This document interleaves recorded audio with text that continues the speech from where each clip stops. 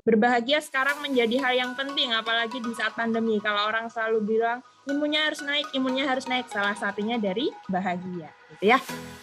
Baik, seperti yang teman-teman ketahui bahwa kenapa sih teman-teman harus ikut kuliah kamu ini gitu ya. Teman-teman meskipun kita ada di masa pandemi, kita semua ingin teman-teman mendengarkan langsung dari praktisinya.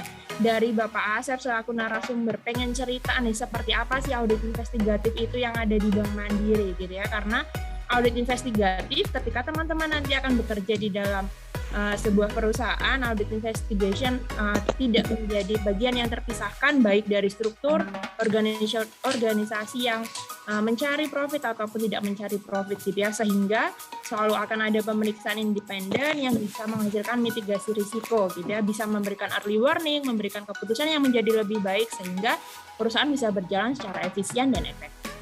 Lembaga pendidikan tinggi mempunyai peran yang strategis dalam menyiapkan lulusannya dengan kompetensi dasar audit investigasi, sehingga mereka mampu menjalankan tugas di bidang audit investigasi dengan baik.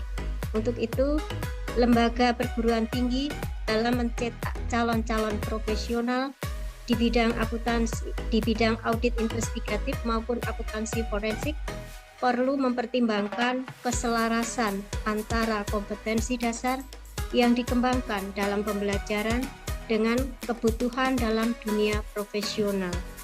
Akhirnya, diharapkan dengan diadakannya kuliah umum yang merupakan kolaborasi antara akademisi dan praktisi ini dapat memberikan manfaat dalam pengembangan kompetensi dasar di bidang audit investigasi dan akuntansi forensik bagi mahasiswa dalam menghadapi dunia kerja. Ketika mendengar kata-kata audit investigatif itu pasti banyak pertanyaan yang muncul gitu ya, mengenai audit investigatif gitu. Pasti otomatis ingat fraud. Kemudian kalau ingat fraud pasti ingat corruption. Apa bedanya fraud dengan corruption gitu kan? Kemudian apa bedanya audit investigatif dengan audit forensik gitu. Nah kemudian nanti kalau melakukan audit investigatif, ada nggak standar audit yang mungkin berbeda dengan audit yang pernah biasa kita lakukan gitu ya. Jadi banyak pertanyaan. Nah harapannya nanti akan memperoleh konfirmasi, memperoleh enrich knowledge gitu ya dari perspektif praktisi. Hari ini kita akan belajar langsung dari expertnya, dari Bapak Asep Saiful Rahman. Kalau lihat CV beliau luar biasa, pasti kita akan memperoleh banyak ilmu yang belum pernah kita dapatkan dari textbook manapun. Baik, dengan mengucapkan Bismillahirrahmanirrahim, saya buka acara guest lecture pagi ini. Semoga berjalan dengan lancar dan membawa manfaat bagi kita semua. Secara umum adalah fraud itu adalah perbuatan yang disengaja, ada intention, ada niat untuk menghilangkan uang atau barang dengan cara-cara tertentu, dengan cara melakukan penipuan, penyembunyian sesuatu, pelanggaran code of conduct yang ditujukan untuk keuntungan pribadi atau menguntungkan keuntungan orang lain. Seperti itu terbagi menjadi 3 ya penyebabnya itu. Yang pertama adalah opportunity, kesempatan. Jadi kesempatan ini terjadi karena sistem kita yang lemah gitu ya. Tidak ada pendelegasian yang clear gitu ya antara fungsi satu dengan fungsi yang lainnya, tidak pernah dilakukan audit, kemudian polisi dan ketentuannya sangat lemah, itu menyebabkan seorang bisa melakukan peluang untuk melakukan fraud. Dan tentunya kondisi ini sangat terkait juga dengan hal yang lainnya. Dalam hal ini kalau kita lihat menurut Natresi ada pressure, ada tekanan yang cukup luar biasa gitu. Misalkan contoh orang kepala cabang harus men-achieve target gitu ya. Achieve target minimal 100%.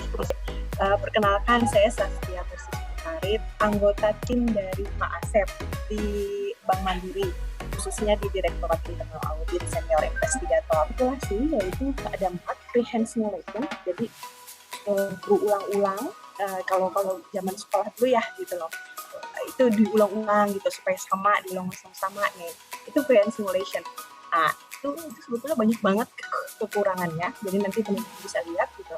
Terus simple progress dibuat secara bebas, kemudian racing ini betul-betul dicetak karbon atau kaca gitu.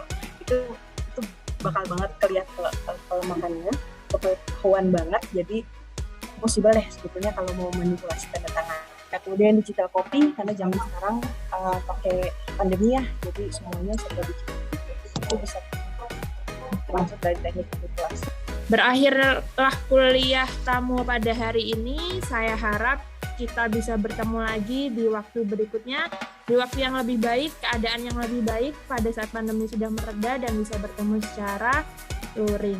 Begitu Bapak Ibu dan teman-teman, akhir kata terima kasih Bapak Ibu saya ucapkan kembali kepada seluruh partisipan. Sehat selalu, bahagia selalu.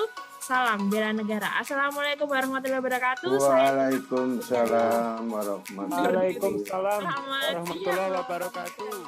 Terima kasih Pak Asep. Terima kasih Pak Asep. Tadi ada Terima kasih Pak Pak Asep. Sastia. Terima kasih. Preview.